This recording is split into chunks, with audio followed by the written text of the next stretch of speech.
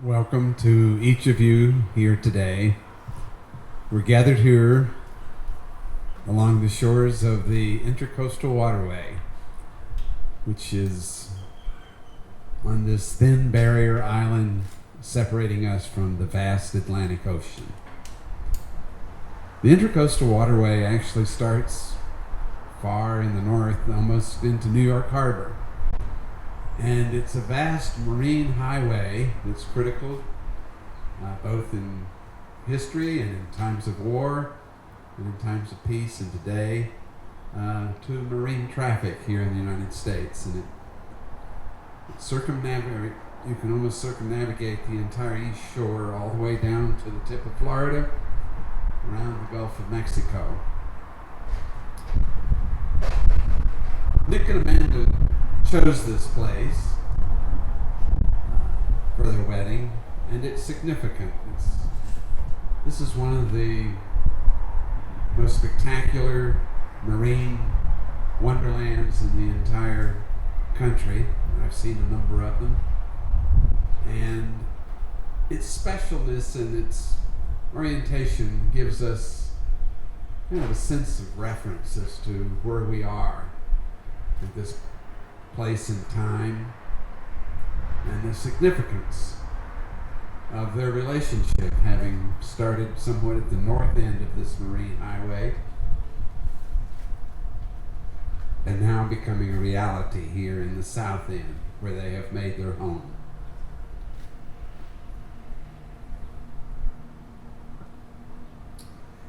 It is the wonder of your relationship that we celebrate here today. We are in awe that your paths have brought you together at this wonderful moment in time with your beloved family members here to celebrate your solemn matrimony. We will bow our heads in prayer. O Lord, and in your kindness, pour out of your grace on Amanda and Nick who desire to make their vows before you. We are grateful for the providence that has led to this union. Grant this to be more than an outward union, but also the blending of hearts and spirits and purposes. Bless each with the inward qualities of integrity, trust, cooperation, and forgiveness, that they may live together in love and peace through our Lord Jesus Christ, your Son. Amen. Now, being such close family members, you know these two about as well as anyone does, at least one of them.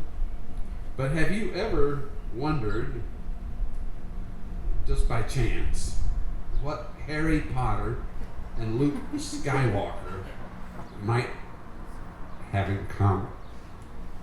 Well, just 3 years ago, neither Amanda nor Nick had any notion that they would be here today. And in all probability, starting from 100 miles apart, as all of you did, from Milwaukee and Green Bay, they might not have ever met.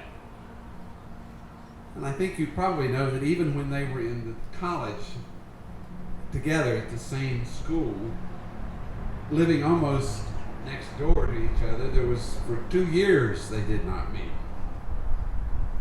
And that was in 2009 and 2010. Even when a mutual friend thought that they were just perfect for each other, and thought about being matchmaker and so forth for various reasons, their mutual destiny once again failed to be realized. And it took until 2013 that Amanda Potter finally magically met Nick Skywalker. And they discovered that while they identify with entirely different mystical figures, being Nick and Luke, and Amanda and Harry, or the Potters, that being a wizard and being a Jedi is really not that different. So you might ask, why not? Well, first of all, both of these mythical characters seem to obtain their individual powers from their genetically inherited traits. And Amanda and Nick are very thankful to their mothers and fathers, who not only gave them life and made them super beings, but also with their extended family here today with them, standing in support of their marriage. Now, there's another, obviously you see I'm looking for commonalities, but there's another one, and that is that the long weapon used by Harry and Luke are also analogous. Is there really any difference in the significance of a lightsaber and a magic wand? That brings us back to their life journey from the north to the south, end of that marine highway that's out in front of us. When Nick decided to finally pop the question after this long journey, it was in keeping with Amanda's preference that they attend the Harry Potter wizardry exhibit again in Orlando. And as they entered, I guess it's kind of a pattern. You select a magic wand or whatever, and maybe Amanda thought they were going to do this when they left. And Nick said, no, let's select the wand now. And little did she know that when she selected the wand, that he had placed the engagement ring on the wand. And the magical blending of myth and reality took place the moment that Amanda discovered the ring and happily accepted it. Now you see, in mythology, which is at the heart of every story, seems to be somewhat the same pattern of events. There's always an adventure, a challenge, temptations, transformations, and finally atonement and victory. This identifies what a lot of academicians call the mono-myth theory, meaning that almost all myths have the same theory. So little wonder that Luke and Harry and Nick and Amanda have so much in common. And little wonder that not only did their affinity for their mythological heroes kind of result in their affinity for each other as well. A profound affinity. So, now from mythology to real life. Marriage is the beginning of a new life. It's a chance at fulfilling long-held dreams and an opportunity for great personal growth and spiritual growth as well. Marriage endures through the ages of trends and fads. Marriage thrives and it continues to live. It's the promise of a beautiful dream come true. Now, even though it's just us gathered here with Ed's beautiful music and the sun beginning to set, I think we can feel that feelings come alive at a wedding. There's great happiness, maybe some sadness, apprehension. Sometimes it's just pure relief. But there's an acute awareness that something special, something that goes to the very heart of life itself, is about to happen. Something is gone forever. Something is born brand new, intended. Something to be nourished, cherished, protected, and strengthened day by day for the rest of your life. And so, here we are. You stand here before this loving community of your family and friends. You're ready to acknowledge to God and to the world, this is my beloved, the one with whom I choose to create the rest of my life. May you both create with God the peace of heaven on earth. Today we're celebrating not only the wedding of Amanda and Nick, but also the bonding together of two families. The concept of love, marriage, and family was best expressed in the familiar words found in the Apostle Paul's first epistle to the Corinthians, which you will find familiar. Love is patient, love is kind. It does not envy, it does not boast, it is not proud. It is not rude. It is not self-seeking. It does not easily anger. It keeps no record of wrongdoings. Love does not delight in evil, but rejoices in the truth. It always protects, always trusts, always hopes, always preserves. Love never fails. And now these three remain: faith, hope, and love. But the greatest of these is love.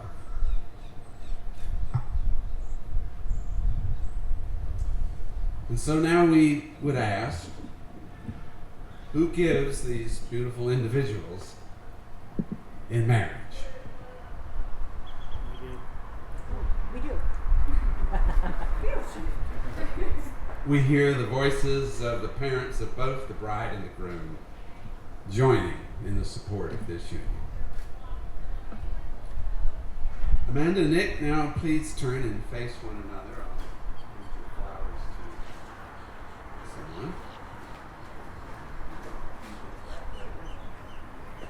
You can hold hands. And as you do, I would ask you, Nick, do you take Amanda to be your lawfully wedded wife to have and to hold in sickness and health, to love, honor, and respect in good times and woe, for richer or poorer, keeping yourself solely under her, for long as you both shall live? If so, answer, I do.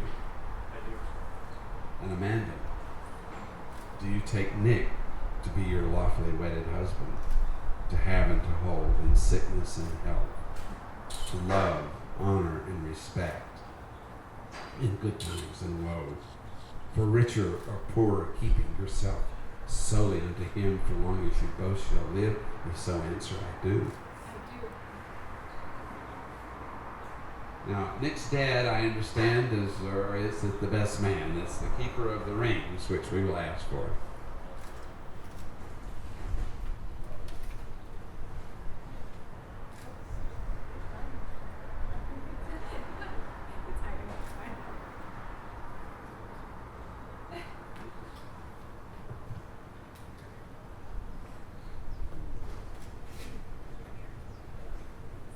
Amanda, Nick, you have chosen these rings as a symbol of your commitment to each other.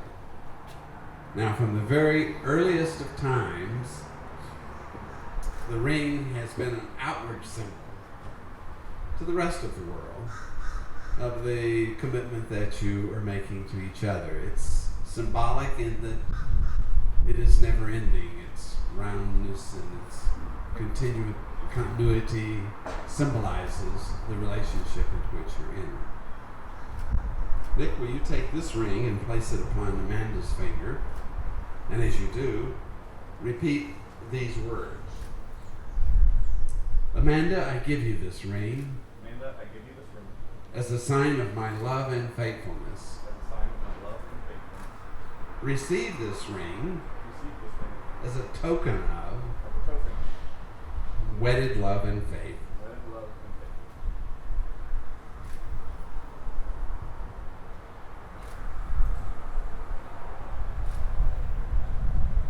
Amanda, would you please place this in Nick's fingers? You do repeat after me. Nick, I give you this ring Nick, I give you this ring as a sign of my love and faithfulness. as a sign of my love and faithfulness. Receive this ring Receive this ring as a token of as a token of wedded love and faith. wedded love and faith. Very good. Now, having chosen this nautical wonderland to be married in, what would be more fitting than to symbolize this wedding with the actual tying of the knot? Now, there is a knot that is stronger than almost any that we know of, and it's called the fisherman's knot, or the sailor's knot. And it's so strong because as it's put into use, the more pressure that's put on it, the tighter it becomes. And so, as a symbol of the fact that this relationship will also mature as it comes under pulls, the stress of a life together, and the joys and the celebrations and all the other things that go with that, we're going to tie this knot. So if you'll take this and gently pull on it. You have to take it to the end. You have to you hold it on the end.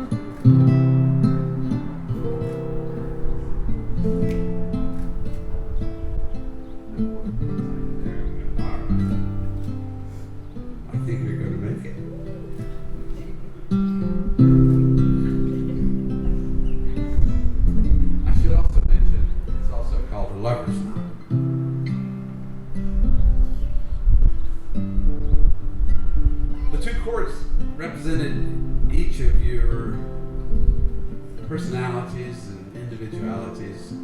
as you were separated, and now as they are tied together as a knot, they represent the strength of the combining of those talents and those relationships.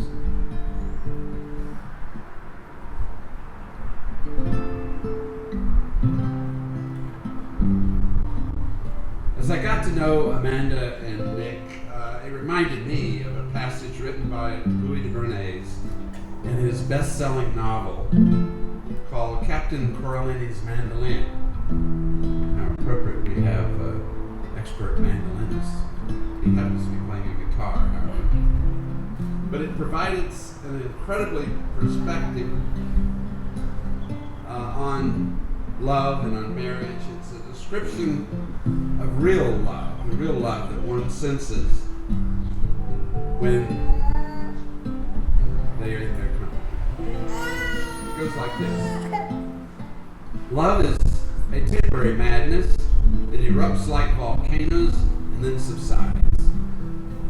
And when it subsides, you have to make a decision. You have to work out whether your roots have so entwined together that it is inconceivable that you should ever part. Because this is what love is. Love is not breathless. It is not excitement. It is not the promulgation of eternal passion. That is just being in love, which anybody can do. Love itself is what is left over when being in love is burned away. And this is both an art and a fortunate accident. Those that truly love have roots that grow towards each other underground. When all the pretty blossoms have fallen from their branches, they find that they are one tree and not two. Now you've pledged yourself to one another, you've exchanged your rings, you've tied the knot, and as a further evidence of your solemn promises and commitments to one another, you have chosen to speak your own vows of matrimony to one another. Now I'm sure these are vows that you've thought about, carefully prepared from your heart, and they will forever join your lives together. So Nick, would you now please make your vows of marriage to Amanda?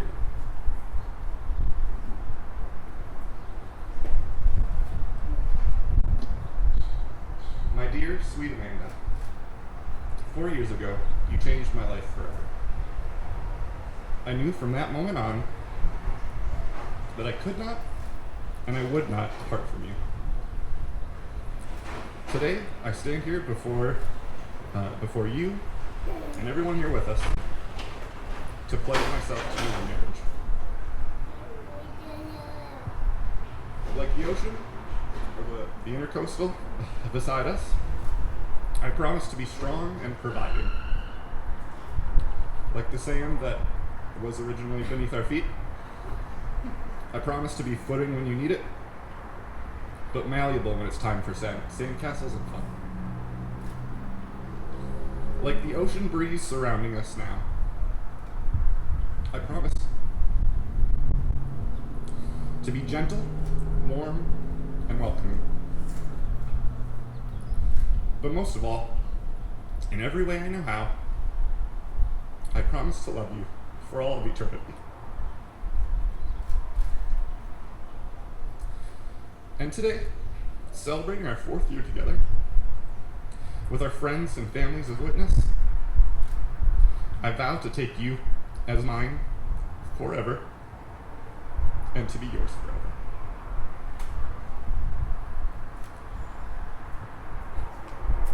And now, please make your vows to Nick. Why don't you go first on that one? Okay. My dearest Nick, before we met, I had this insatiable urgency to living my life. I was impatiently searching for something I couldn't define and running to the next opportunity with a constant narration of in my head of it never being enough. And then you came into my life. It was an instant cover of calm, like finally being able to take a breath when you're not crying. I had found this man who was everything I could ever hope for and more than what I could ever think to ask for. Wishes I had for myself started morphing into plans with you. You just became part of my life as if you had always belonged there and were finally here to fill that space. I knew I was a goner when I could no longer imagine seeing this world without you by my side. You are the one. You are the person I laugh with until we're crying and can't remember why it started. You are the shelter when I feel exposed and my safety in every type of storm. You are my partner in exploration and adventure in every dimension, timeline, and universe. You are my strength when I forget mine and remind me of my voice. You are my dance partner in the music. You should. Ooh. You slow me down when I'm running too fast and keep me in life's moments. You are my best friend, my home. You're the calm and the crazy and the laughter and the joy and the excitement, depending on what the situation calls for. I love your compassion, your puns, your eyes, your intelligence, your humor, your caring, and how you inspire me just by being you. More than my destiny, you are my choice.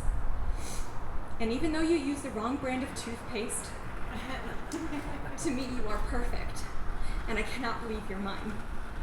I promise to spend every day until the end of time reminding you of your light, of your strength, and of your importance. I vow to love you, be by your side, and do everything in my power to make you happy. I promise to always build snowmen with you, even if they're out of sand. I vow to support you and encourage you and ensure you see and understand how special you are. Finally, I promise to be yours, only yours, and all yours. Together we can take on this life with every mountain and valley it holds.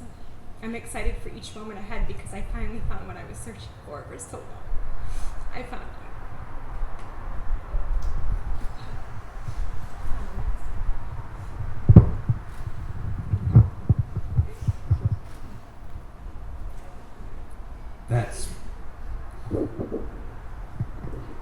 That's what love is.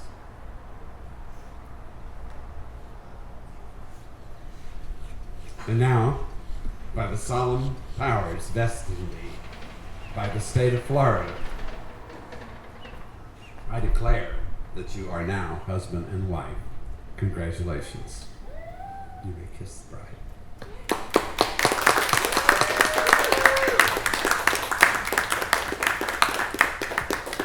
By way of a benediction, may the sun bring you new energy by day. May the moon gently restore you by night. May the rain wash away your worries. May you always be blessed with fair winds and following seas. May you live the days of your lives in peace, love, and happiness. Amen. It is my honor to be the first to address you as Mr. and Mrs. Nick and Amanda Hopper.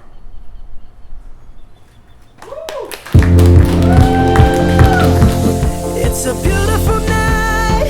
We're looking for something dumb to do. Hey baby, I think I wanna marry you. Is it the look in your eyes, or is it this dancing juice? Who cares, baby? I think I wanna marry you. Well, I know this little chapel on the boulevard we can go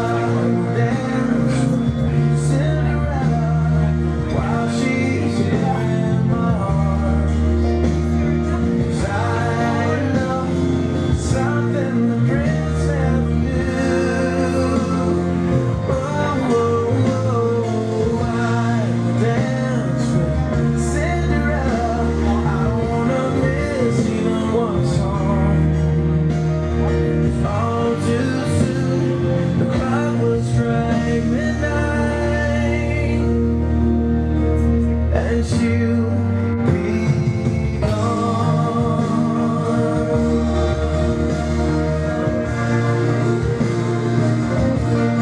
She will be gone.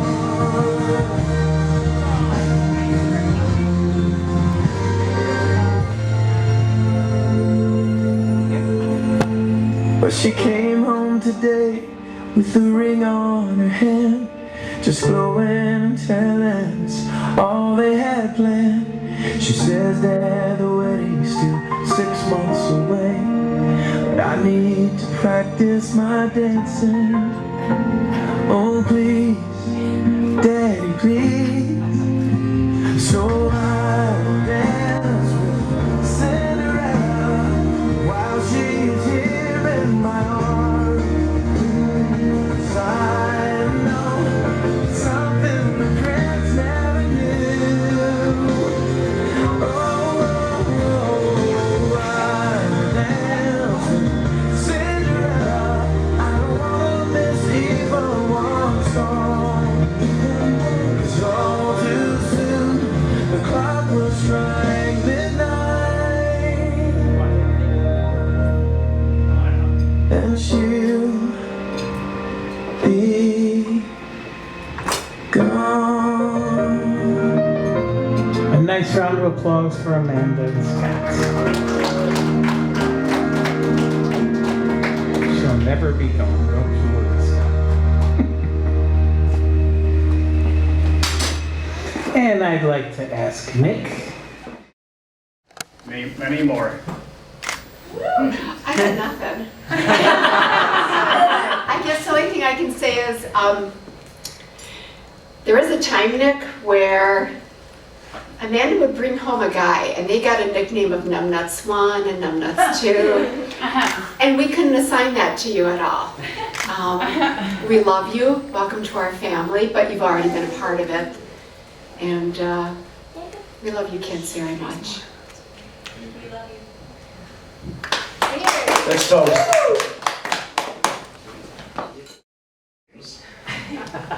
We weren't supposed to know she was there.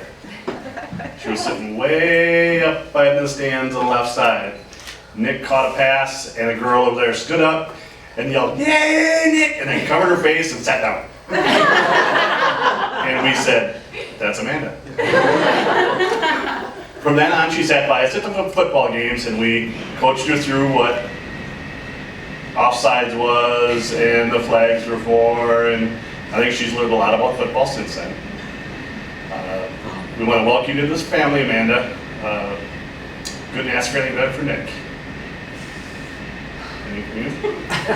We love you, Amanda. You've been a great part of this family for the last 4 years, and we can look forward. We can wait to what the forward future is going forward. I'm so sorry.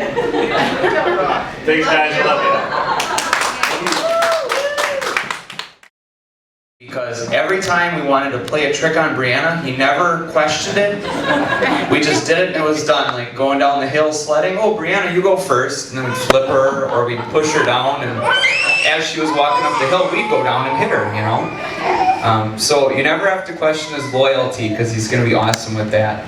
So I just want to say thank you to both of you because this has been awesome. We've been looking forward to it, my wife and Crystal, for a long time.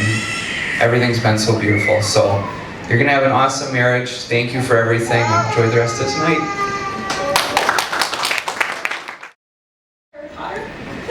But when I met Nick, I was like, well, it all makes sense. It just all makes sense. And I just remember her telling me about the first time she ever spoke to him, and he had messaged her something about kangaroos. And I was like, okay, maybe this guy's cool. And then I found out he's a Bears fan. You lost a little points there, but you gained it back. Because honestly, Nick, you're a really genuinely awesome guy. And when you're with her, I never worry about her. And and we've had a long past. And just God has someone there to protect her. I love you guys.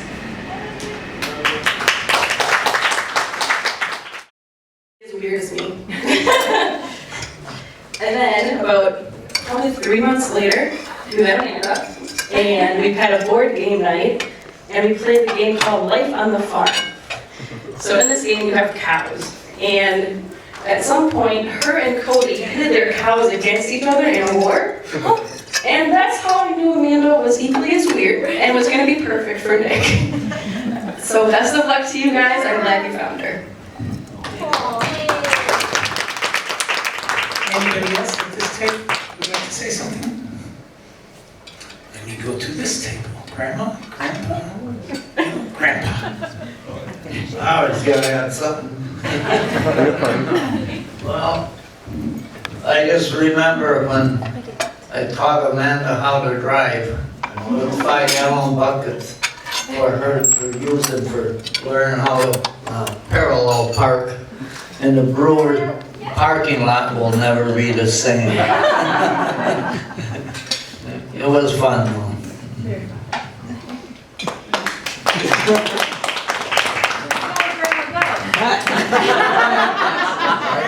No pressure. I think I can't say officially. Do you want to steal some tea for? No, I don't have any. Woo! Hi guys. So, when I first met Nick, we just kind of understood that. Okay, yeah, we both were in this family. It's happening. We just like, and that was just kind of like an understood feeling. But every time that I saw you two together, I saw more and more of those tiny pieces that you see from people that have been together for ages. And every time I saw you that next day, it's all the small things and the big things that I could tell that this is going to work. And tonight has been magical, and I think this is going to be the start of something really beautiful. So congratulations. Love you guys.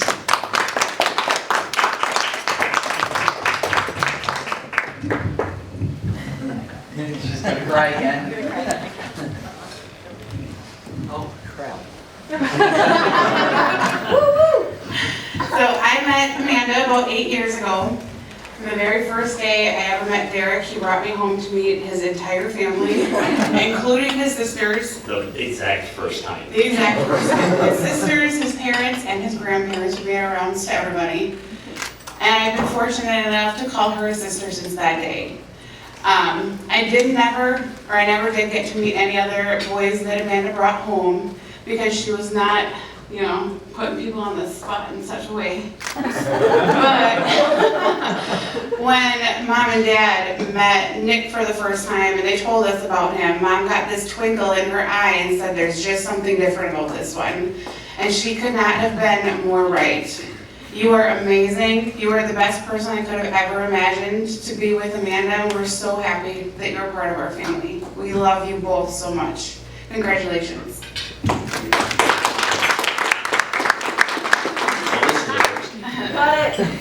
Remember that story you told me never to tell? Tonight's that.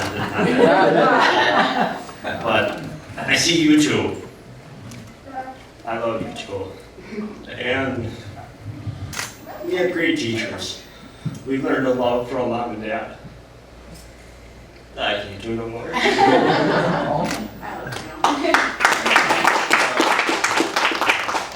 I'm very proud of you. Very proud of you. Welcome to the family, Nick. You're stuck with us now. Can you talk? No? You want to say something? Okay. Thank you. This is very great.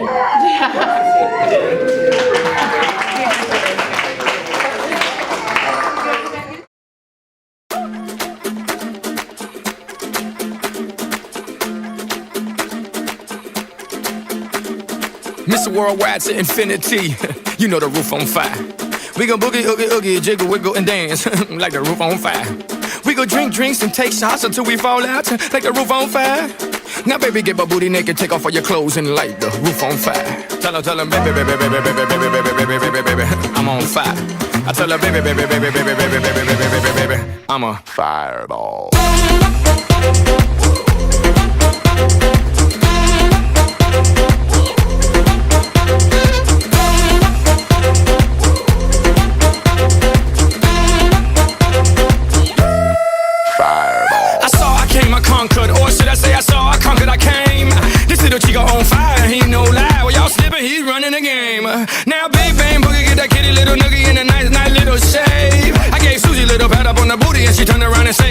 this way. I was born in a plane.